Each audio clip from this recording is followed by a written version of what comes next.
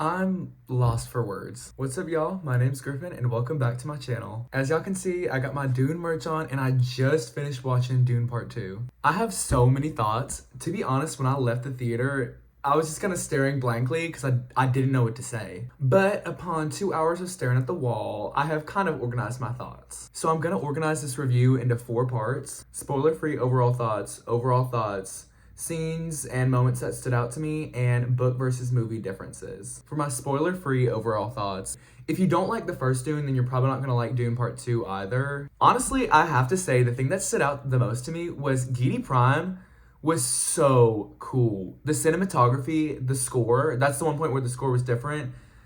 Just everything about the planet, the vibes, the acting, everything was so good. I feel like in science fiction, it can typically get really similar and everything can just kind of blend together.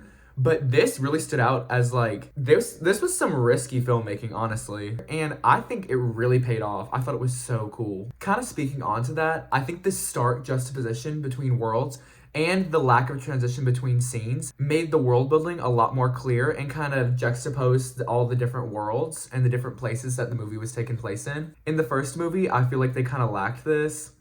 And even in the book, sometimes I got confused between the Emperor and the Harkonnens and things like that. But I think the drastic change in cinematography and the score between the different worlds really made it more clear where the plot was going. Although in terms of scores, I do wish that Hans Zimmer would have done something a little bit more different. One thing that I really loved about Dune Part 1 is that we had a lot of sounds that I feel like we just don't hear in movies nowadays. The score was kind of atypical, and I loved that. It was more experimental sound, things like that. But I thought that gave the film a great atmosphere. And more or less, as a person that listens to the Dune soundtrack, more than I should, okay? Don't judge me. It was pretty similar to the first movie.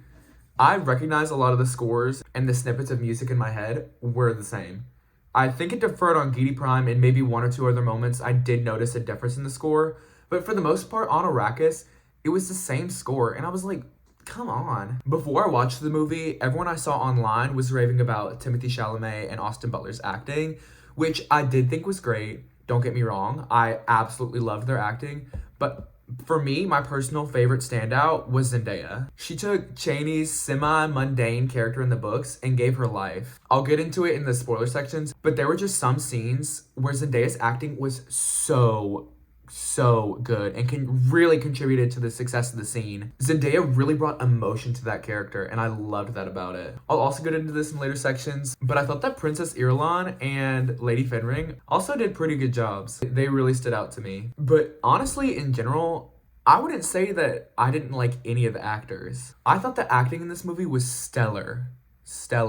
And I thought the casting for almost everyone except for the Emperor, I don't know who the fuck casted the Emperor, but everyone except for the Emperor was cast super well. I was not expecting Austin Butler or Florence Pugh to be any good, but they ate those roles up. Okay, so end of the spoiler-free section. We are now moving into the spoiler section, so if you haven't watched the movie, then click off. I'll get into it in the differences section, but I have to mention, where the fuck is Thufir Hawat? Because he's in the first movie.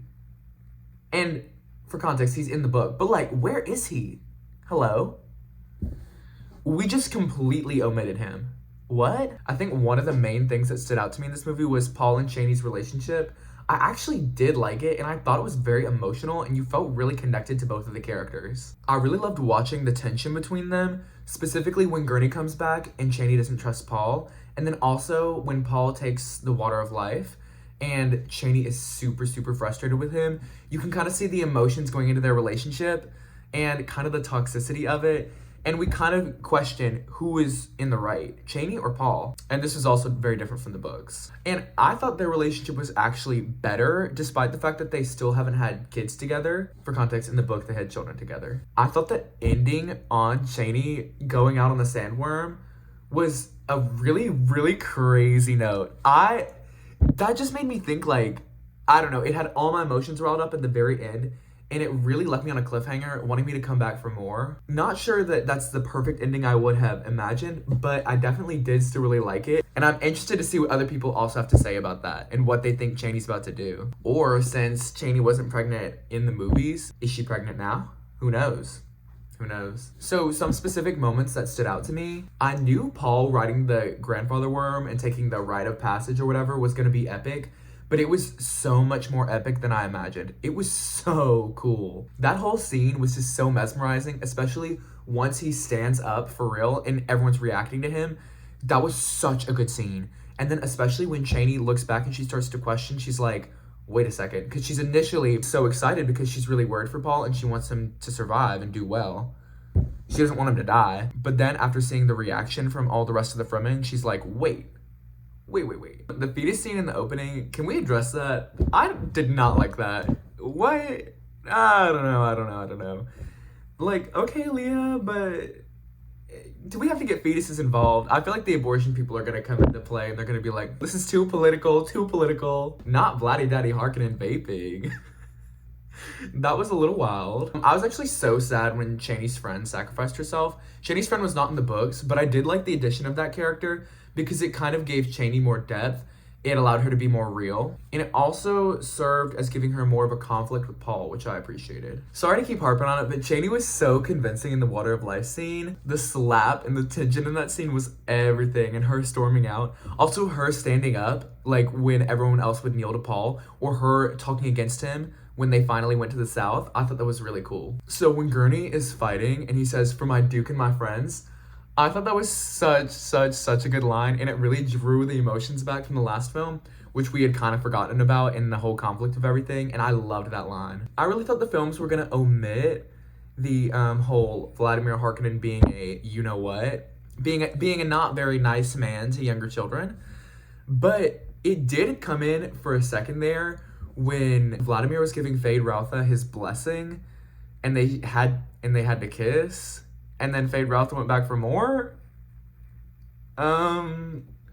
Listen, if you're gonna include it, include the whole thing. Because, for context, in the book, Vladimir says that he actually low-key has a crush. He has a little thing for Paul Atreides. And that was nowhere to be found in the movie. So, listen, if you're gonna do it, if Austin Butler's gonna come back for more in that scene, just include the whole thing. Like, that... I think they should have just left it all in or just taken it all out because it really was problematic, but it did add more. It did kind of make Vladimir more of a villain. It did vilify the Harkonnen society more, which I think is a good thing, but I don't know. I mean, it's a tough subject to go around in general because obviously you don't want to include that. That's weird as fuck. But yeah, I personally think they should have gone all or nothing and not tried to include a little bit of it and then not really explain it because the people that are watching the movies are not going to know about everything from the books, so they're gonna be like, why the fuck are they kissing right now? Because they're gonna be like, wait, isn't that his nephew? So it's like, to make sense, just do the most or leave it out. Don't do any at all. Okay, with that, I'll get into the book versus movie differences. Where is Thufir Hawat? This is the one plot thing that actually was kind of essential that they left out. I don't know, so I had read online that something about he was booked or something, but I don't think he would be booked and not go for Dune 2, one of the biggest releases of the year, of the past few years. So why is he not there? In the book, he's captured by the Harkonnens, and so he does not know about Yue. He thinks that Lady Jessica is the killer. He thinks that Lady Jessica betrayed Leto. And there's actually a moment when he comes back, he confronts Jessica, and he tries to kill her because he wants revenge. He thinks that she was the traitor. He fed them valuable information.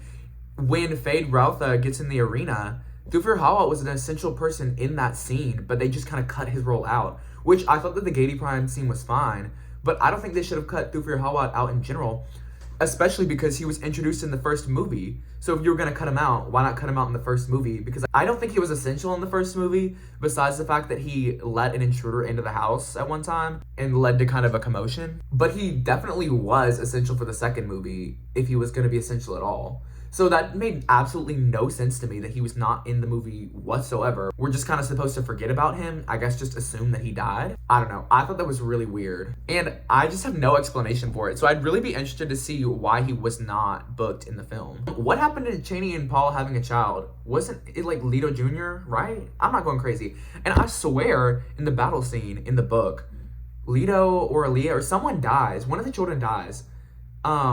But where was that? Because I was expecting that to happen. I was bracing myself. And then I was like, wait a second. They didn't even have a kid yet. So I don't know what's up with all that or why they left that out. Also, doesn't Aaliyah kill the Emperor in the end. Yes, they said, "What have you done?" when they realize that Aaliyah does become a Reverend Mother, but they don't really harp upon why Aaliyah becoming a Reverend Mother from before birth is bad. Because in the books, it's kind of stated how Aaliyah has all the burdens from all the Reverend Mothers before her, and how she can talk it too, how she's so advanced at such a young age. But the movie doesn't really say that. They just have some weird mind control thing with Aaliyah and Jessica, which, I get it, it's weird. Like, I did think that was kind of cool. But I don't know, because Aaliyah in the books is born. She's fully, I think, 6 years old when the final battle happens. And so it was weird having Jessica have to communicate between Aaliyah and Paul because Aaliyah was unborn. I get it that the time skips were confusing in the book, so that's probably why they didn't include either of the two children being born in the movies, because they didn't want to have to do all the time skips. But I think the time skips are kind of necessary for the development of Paul's character. Because you're telling me that he is so obsessed with Chani, he's so in love with Chani, he does all these things with the ferments, develops all of this in less than 9 months. That just didn't really make sense to me. I feel like the procession of events needed to be more than 9 months. So personally, that just didn't really make sense to me. I think they should have done it like it was in the books. They did not mention that Chani is Khan's daughter once. And again, I think this is an important detail to mention literally once. Like, you just have to have one line where you mention it, because it kind of shows Chani's background and why she's in such an important place among the Ferment. And it also gives more depth to Chani's character, knowing that her mother literally just died, and kind of gives her some more perspective why she's so smart, like why does she know all these things, whatever. So I really think they should have had at least one line showing that Chani is Kynes' daughter. R.I.P. Kynes. In the book, Stilgar and Jessica have a teeny romance, I guess, or more alliance. I thought the alliance should have been discussed in the movies because I just loved it in the books. I thought it was so interesting to see her alliance from Leto, although she was really in love with Leto, to then her alliance with Stilgar, and how all of these sort of political alliances came into play.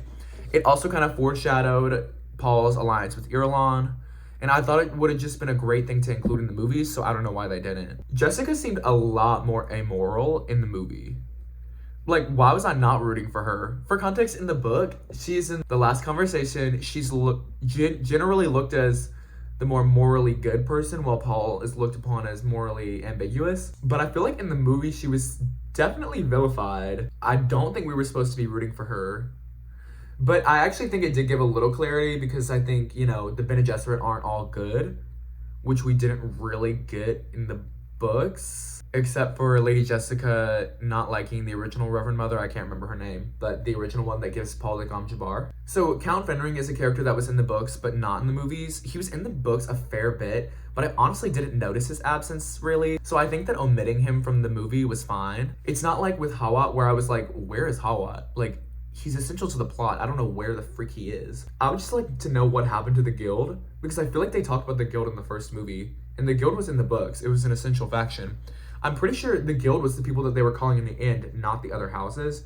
So I guess they changed the guild to the other houses to make things less complicated. But I wish they would have explained that more, because I read the book and I'm pretty into the lore, I would say. And I still was confused as to what they were doing in the movie. Why didn't Jessica and Chani talk in the end? Because in the end of the book, it ends on their conversation and kind of the similarities between the two. And it was such a good ending paragraph. I loved it. The ending was so good. They completely omitted that from the movie and instead had Chani storm out and ride on a sandworm into who knows where. So I'm interested to see where they take that. I personally wish they would have included that conversation, just because I loved that scene so much in the book. But hopefully they take it a different direction, which I'm assuming they're doing, and hopefully it's a good one. I actually loved Irulan being more present in the movies. For context, she is kind of present in the books because she has like a little diary, or she writes something before every chapter starts. She's written like 50 billion books. So it was nice having her story more integrated, because her story really isn't. She's only discussed in, I think, like freaking 3 chapters near the end of the book. But it was really nice having her more integrated into this, and having also the Emperor's story more integrated, just because the factions can get kind of confusing. It was nice that the movie actually explained it more than the books, and I did appreciate that decision. And also it kind of cleared up the more crossing bloodlines thing. I thought that was pretty good of the movie. There was a new thing with the south versus north of Arrakis, and how there were cultural differences, whatever, in the movie. I mean, I'm pretty neutral to that decision. I thought it was okay. I didn't really prefer either version in the book or the movie, but you know, I didn't hate that decision. It's logical that there would be different accents among the Fremen, so I mean, makes sense. But yeah, those were my initial thoughts of Dune Part 2. I'm just still so blown away and speechless, but we'll see what I think once I hear everyone else's opinions, because it still is the first day. We saw it at 3 p.m. on Thursday, so you know the vibes. We saw it as early as we could. But yeah, that's my review. I hope y'all enjoyed. If y'all would like to watch some more videos on my channel, follow me at NotGriffin with 2 N's, and like, comment, and subscribe. See y'all later. Bye.